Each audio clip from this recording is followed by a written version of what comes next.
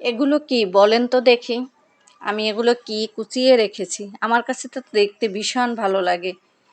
আপনারা দেখি বলতে পারেন কি না? আমি কিন্তু এগুলো লাউয়ের ছোলা কুচিয়ে রেখেছি। লাউ খেয়েছি, আর লাউয়ের ছোলা যে ফেলে দেব তা তো হতে পারে না। লাউয়ের ছোলা আমার মতো এভাবে যদি আপনারা একবার ভাজি করে খান, কখনো লাউয়ের ছোলা ফেলবেন না।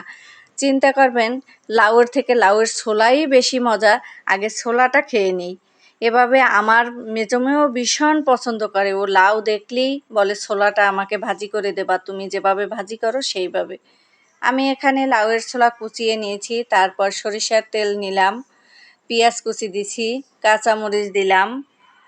এটা দিয়ে ভালোভাবে একটু পেঁয়াজ কুচি নেড়ে চেড়ে দেবো, একটু লালচা হবে। আর স্বাদ মতো লবণ দিয়ে দিলাম। কি কি উপকরণ দিয়ে আমি এটা ভাজি করি সেটা আপনারা একটু খেয়াল করুন। এখানে আবার একটু পানি দিলাম, হলুদ গুঁড়া দেবো তো পুড়ে যেতে পারে তেলে, সেই জন্য আমি ওই পানিটুক দিয়ে দিলাম। এই যে সামান্য একটু হলুদ গুঁড়া দেব কালারের জন্য, দেখতেও ভীষণ ভালো লাগবে। সবুজের পাশাপাশি একটু হলুদ কালার দেখতে কিন্তু ভীষণ ভালো লাগে। আর এরকমভাবে যদি লাউয়ের ছোলা ভাজি করে খান তাহলে আসলেই মজাটা যে কতটা, তাই একবার আপনারা বাসায় ট্রাই করে দেখবেন, তাহলেই বুঝতে পারবেন লাউয়ের ছোলা ভাজি কতটা মজাদার, কতটা টেস্টি। আমার বাসায় আমি মেয়েদের একদিন খাওয়াইছি এরকম ভাজি করে, তারপর থেকে আমার মেজো মেয়ে লাউ আনলেই বলবে ছোলা ফেলে দিও না। ও নিজে কুচি করে, ওর এত আগ্রহ বেড়ে যায় লাউয়ের ছোলা খাওয়ার জন্য। এই যে এ পর্যায়ে আমি মশলাটা কষানো হয়েছে, লাউয়ের ছোলা ধুয়ে রেখেছিলাম সেগুলো দিয়ে দিলাম। এখন একটু নেড়ে চেড়ে মশলাটা লাউয়ের ছোলার সাথে মিশিয়ে দেব ভালো করে। রান্না করতে পর্যন্ত আমার মেজো মেয়ে চলে এসেছে, এত ফেভারেট খাবার যা বাসায় বলে বোঝাতে পারবো না।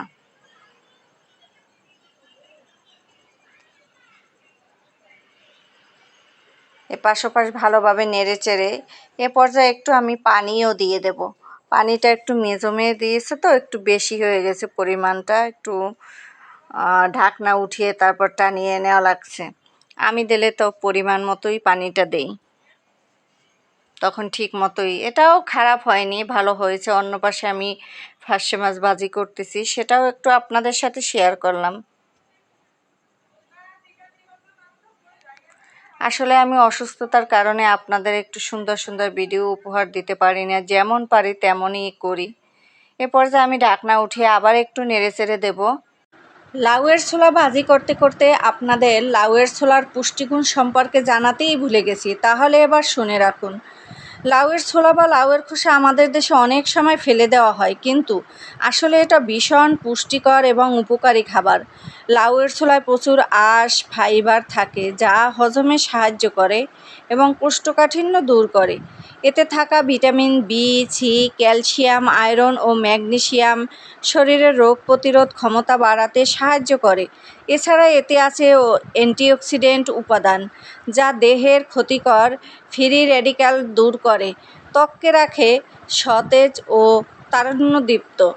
যারা ডায়াবেটিস বা ওজন নিয়ন্ত্রণ রাখতে চান তাদের জন্য লাউয়ের ছোলা খুব ভালো, কারণ এতে ক্যালোরি কম কিন্তু পুষ্টিগুণ অনেক বেশি। নিয়মিত খেলে রক্তচাপ নিয়ন্ত্রণ সাহায্য করে এবং হৃদরোগের ঝুঁকি কমায়। লাউয়ের ছোলা ভর্তা বা ভাজি চিংড়ি মাছ দিয়েও রান্না করা যায়। এটা যে যেমন করেন তেমনভাবেই লাউয়ের ছোলার পুষ্টিগুণ অনেক। এখানে আমি পানিটা প্রায় টেনে গেছে, তাই একটি ডিম ফাটিয়ে তারপর আমি ভেঙে দিলাম ভিতরে, ভালো করে নেড়ে চেড়ে দিলাম, একদম লাউয়ের খোসার সাথে মিশিয়ে দিচ্ছি, কারণ এর জন্য খেতে কিন্তু দারুণ হবে, স্বাদ লাগবে। কারণ একটু হালকা পানি যখন থাকবে তখন আমি এই লাউয়ের এই ডিমটা ভেঙে দেব, তাহলে ওই ডিমটা লাউয়ের খোসার সাথে একদম ভালোভাবে মিশে যাবে, খেতে খুব টেস্টি হবে এবং দারুণ লাগবে। আমার মতো এভাবে আপনারা লাউয়ের ছোলা ভাজি করে একবার খেয়ে দেখুন, তাহলে আপনারা বাজার থেকে যখন লাউ কিনবেন আগে চিন্তা করবেন ছোলাটা যদি বিক্রি হতো তাহলে ছোলা বাজার থেকে কিনে নিয়ে আসতাম।